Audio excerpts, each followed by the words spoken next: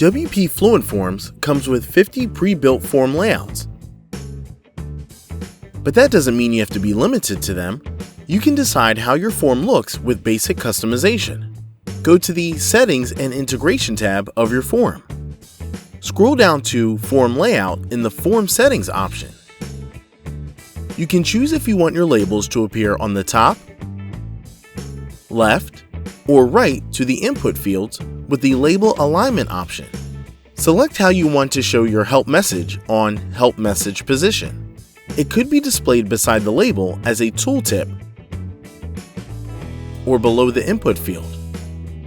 Or you could just focus on the element.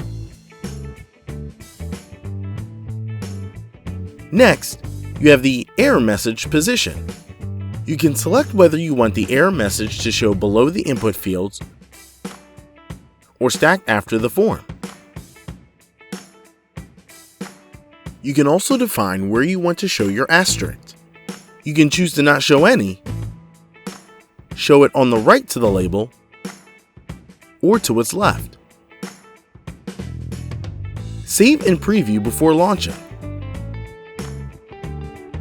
Do you like how your form looks now? Tell us about your experience in the comments. Don't forget to like this video and hit the subscription button.